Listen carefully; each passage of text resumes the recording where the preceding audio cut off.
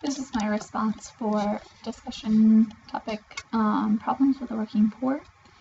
I found the topic really interesting. I really liked the video. I would have never guessed any of those statistics, and it was eye-opening to see behind the doors of such a radically different group of people from each other, the really, really rich and the really, really poor, and comparing and contrast those. The video that we watched was really good. And so just to kind of talk about some of the issues, just how most people think of poverty as someone just being lazy, someone's just not working hard enough, and they just need to work their way out of poverty. And I know that that's just not true.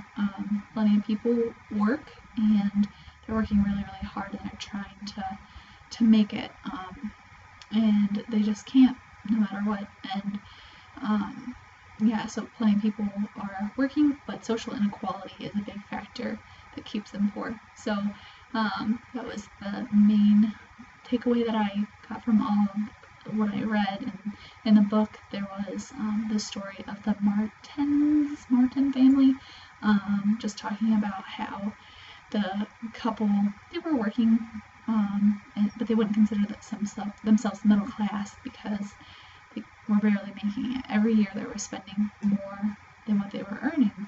And so some of the things that kind of stuck out to me in that were that the couple really wanted to raise their boys differently than what they were raised. The mom had really high hopes, and the dad had really high hopes too, but they wanted to take vacation every year, and so they just wanted to be like, the American dream, the normal American family. And so it was really interesting comparing that family to my family, because I noticed a lot of similarities. My family wanted to be able to go on vacations, and but there were 6 of us, 4 kids, and my mom and dad, and they were both working blue-collar jobs. So it wasn't like we could actually go on vacation. So we just go camping maybe once a summer, every other summer. That wasn't very expensive, but yeah, just thinking about how a lot of families, they desire to just have normal lives. They want to have just regular, normal, like TVs, and have a nice phone. And so these people that are working, they work so hard at their jobs that pay maybe minimum wage, and then all their money is going towards living expenses, food, and then living or housing expenses, and medical, and all that stuff, because they can't get assistance because they earn too much, which I found really interesting, because it's true. I see it all the time at work where people come in and they apply for housing, and then they just earn like a couple dollars above the income guidelines, and they're disqualified. And I had recently a working dad come in. He was working a decent paying job, working really hard, but he was paying a ridiculous amount for childcare. And people think that, he will just keep working harder. Just tell him that he had a disabled daughter that he had to pay medical expenses for. He had to pay for childcare, special childcare for her and for his other kids. He wanted to save up for a house, to be able to buy a house, and he just needed help for a little bit, but he didn't qualify, and he couldn't get food stamps, and he wasn't getting child support.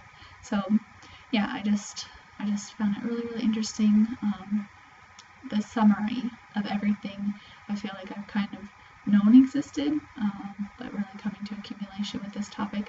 And then I also found it really interesting how the idea of the government encouraging social inequalities, and thinking about tax breaks for people that are rich, and people that are poor, it just seems like they don't get to catch any breaks ever. So, and then also the idea of generational poverty, and how it keeps getting passed on from one generation to another, and it's really hard to break that cycle, because we're learning from our parents, well, this is what you do, you spend your money, and you don't have any to save, so you just keep on spending.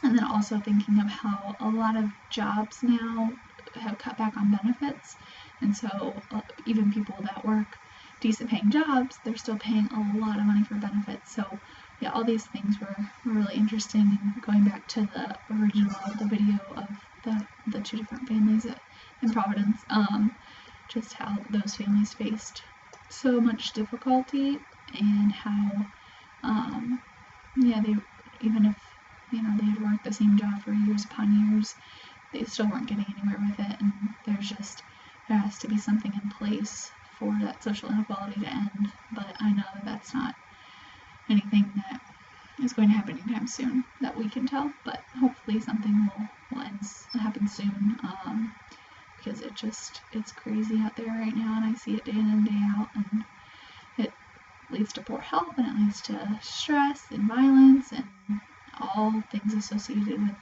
the income inequality. So yeah, I'm interested in hearing everyone else's thoughts on this, because I felt like it was probably one of my favorite topics, actually.